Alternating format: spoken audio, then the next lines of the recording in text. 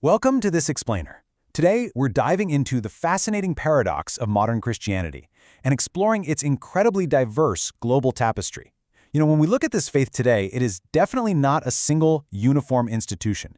It's a vast, dynamic religion with deeply distinct traditions, practices, and expressions.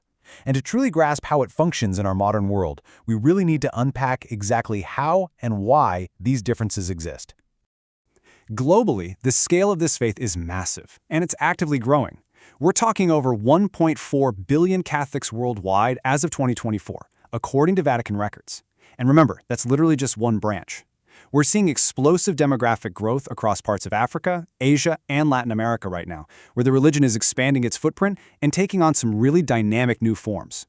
But let's zoom into Germany for a sec, because we see a sharp contrast. We're talking significant decline and record departures in the traditional Catholic and Protestant state churches. Just last year, over 321,000 people officially left the Catholic Church in Germany alone. So we've got this incredible global paradox on our hands. Explosive growth in the global south existing right alongside intense secularization and institutional shrinkage in Western Europe.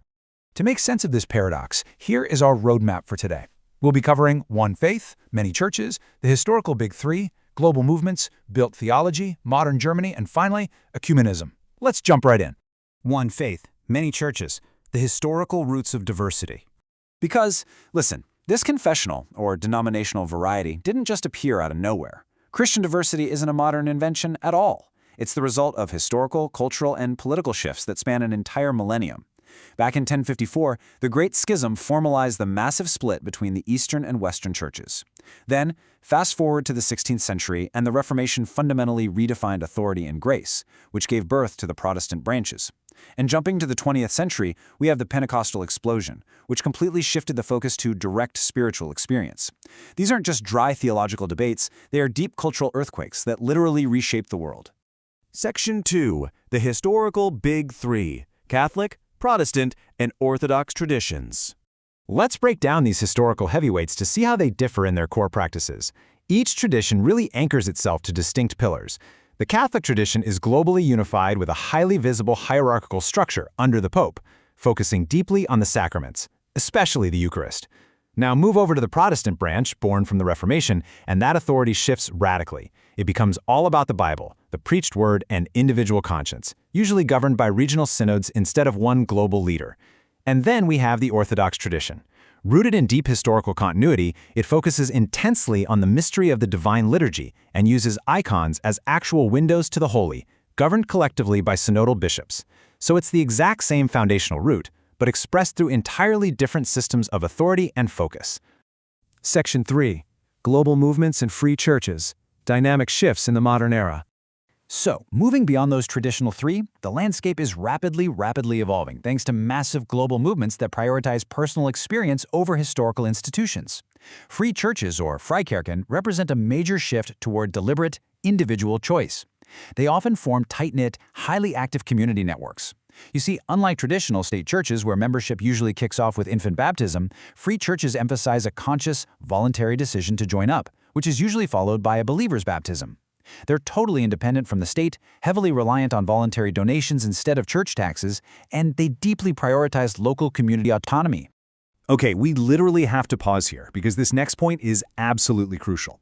We need to untangle a very common language trap. Mixing these two terms up causes massive misunderstandings about theology and culture, especially in a German context. The term evangelisch refers to the traditional historic Protestant state churches, like the Lutheran or Reformed ones. But evangelical, which sounds exactly like the English word evangelical, well, that refers to a specific type of piety.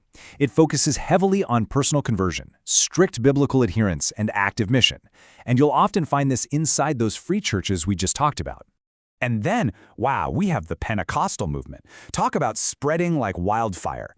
Pentecostalism is one of the fastest-growing forces on the planet, especially in urban centers across Africa, Asia, and Latin America.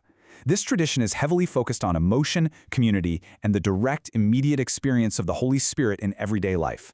With modern praise music and a huge emphasis on healing and spiritual support, it deeply resonates in areas facing social uncertainty. It offers these incredible, transnational networks of hope and belonging. Oh, and we definitely need to bring up the Anglican tradition too. it fascinatingly acts as a bridge or a via media between Catholic forms and Protestant theology. Originating from the English Reformation, this global communion uses the unifying Book of Common Prayer.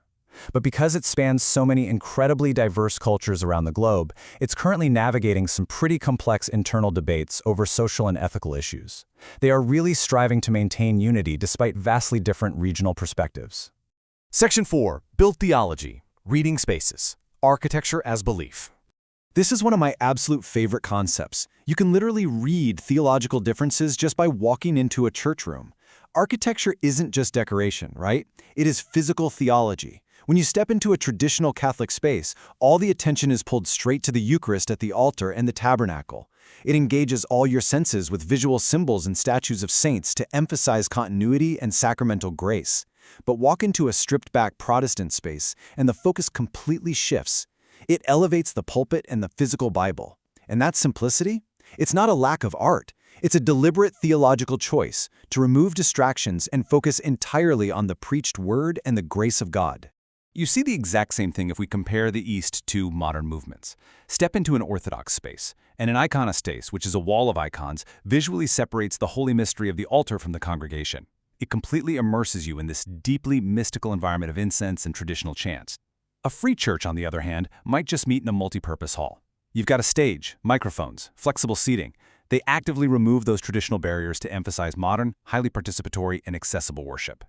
Section 5. Christianity in Modern Germany. Navigating a Pluralistic Landscape. Let's zoom back out to modern society and look closely at the streets of Germany today. How do all these traditions interact in one country? Well, we are seeing a truly fascinating demographic shift.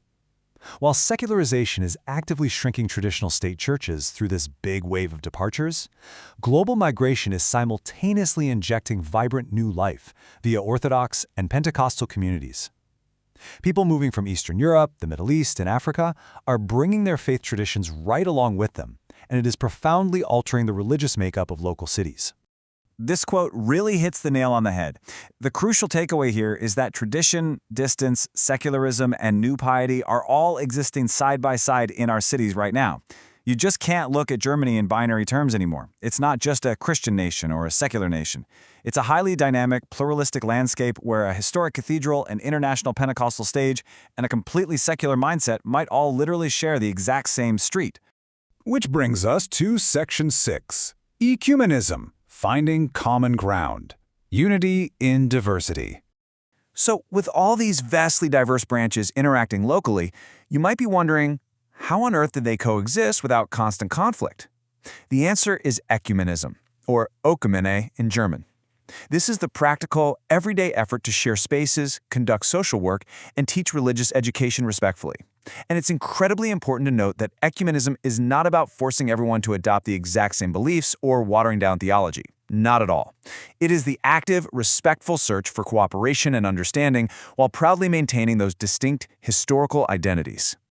Developing true religious competence in our pluralistic world basically means following 3 practical steps to recognize that differences in liturgy or authority don't have to equal hostility. Step 1. We acknowledge shared roots, things like the Bible and baptism. Step 2. We strive to understand distinct traditions objectively, without instantly judging them against our own norms. And Step 3. We take that understanding and use it to cooperate practically in secular, public spaces. That could be in schools, social welfare programs, or just everyday community building. As we wrap up this explainer, I really want to leave you with a provocative thought to ponder about the future of this global tapestry. Does this vast diversity, from a quiet, ancient Orthodox chant to a massive modern Pentecostal worship band, does that diversity weaken the faith through division? Or is this incredible capacity to adapt across a millennium of history and thousands of different cultures the ultimate proof of its enduring resilience? Definitely something to think about the next time you walk past the different church buildings in your own city. Thanks for exploring this complex and fascinating topic with me.